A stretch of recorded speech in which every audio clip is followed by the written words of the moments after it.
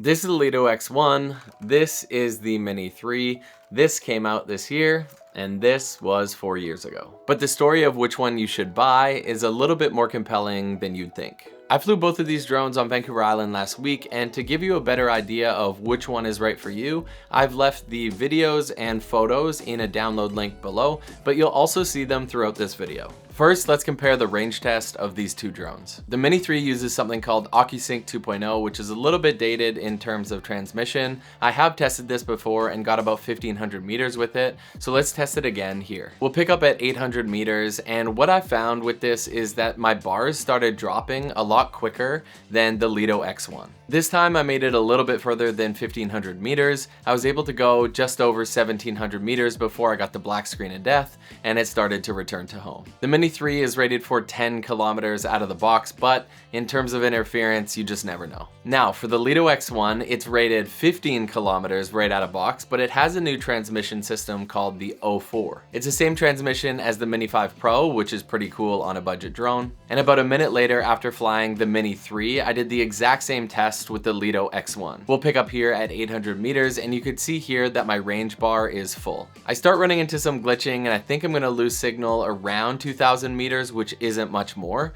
But then I turn left and start just flying this thing at 120 meters elevation, and it literally kept going and going. I got to 3000 meters with this, and then I was like, oh no, I'm gonna run out of battery to bring it back. But just as I hit 3000 meters, I did see the black screen of death, so it was almost double that of the Mini 3. Just a quick heads up, if you're looking for the Lito series drones in the United States, they are not available quite yet, but you can get the Mini 3. So on paper, we have two sub 250 gram drones. You can fly them without registration, but just because they look the same doesn't mean that the features are.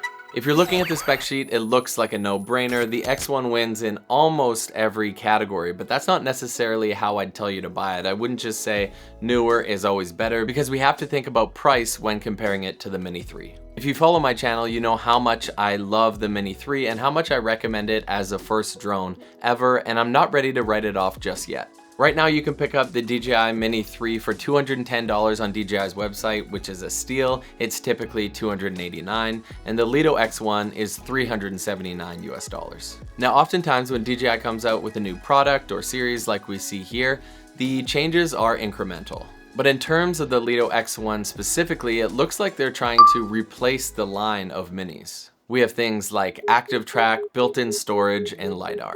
But the main question I want to ask you is, do you need all that? Now, maybe I'm a little bit biased because I absolutely love the DJI Mini 3, and to this day, I would recommend someone for their first drone ever to pick it up. The battery life is absolutely amazing. It's so portable. It has like a vertical orientation if you shoot for social media and things like that, something that the X1 doesn't even have.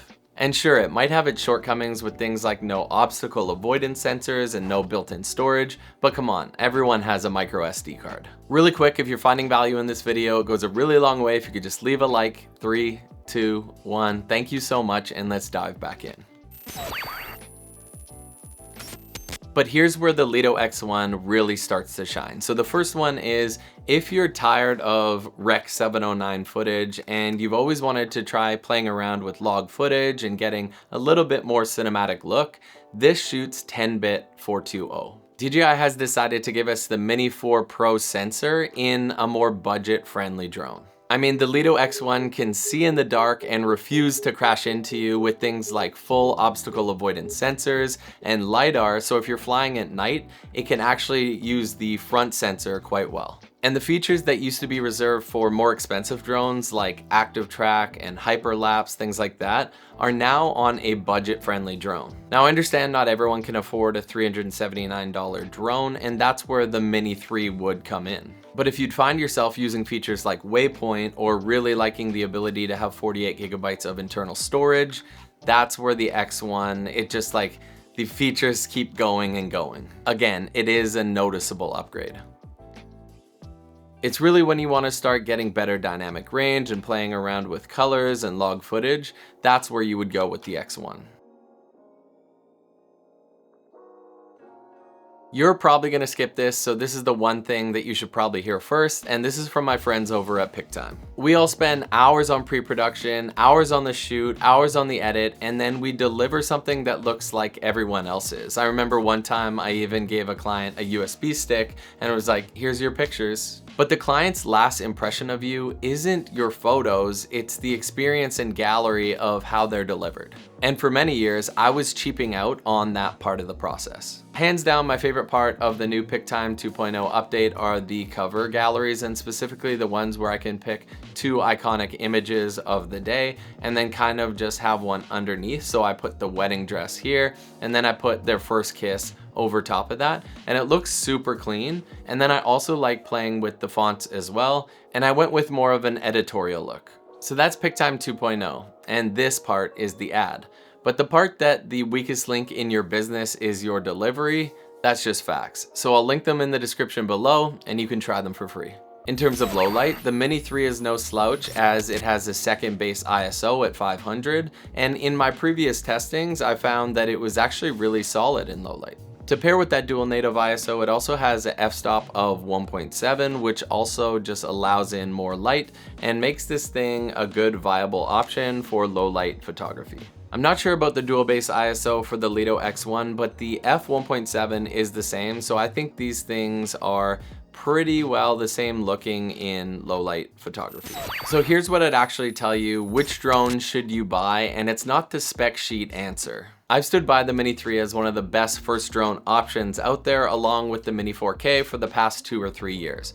So I don't think that all of a sudden it's not worth it just because the Lito X1 came out or the original Lito. The biggest pro that the Mini 3 has is definitely that rotating orientation of the gimbal, so you can shoot for social media in vertical mode. And while you can't do that with the X1 and it's more money, all the features that I'll list here are the reason that if you do have a little bit extra cash, it might be the right play.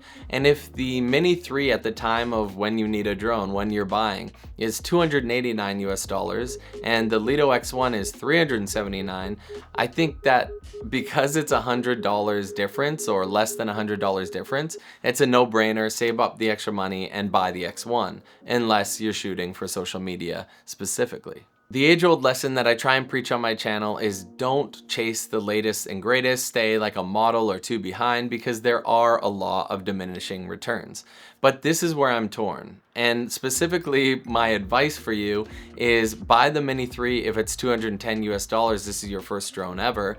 But if you've graduated a little bit over the years, maybe you have the Mini 4K and the Lito X1 is within your budget, I think it's a big enough upgrade. However, if you have the Mini 3 already, do you absolutely need to go up to the X1? Probably not until it has that 1-inch sensor. To me, that's the biggest upgrade you can put in one of these over all of like the internal storage and active track and things like that. We'll see you in the next video. Matty out. Peace.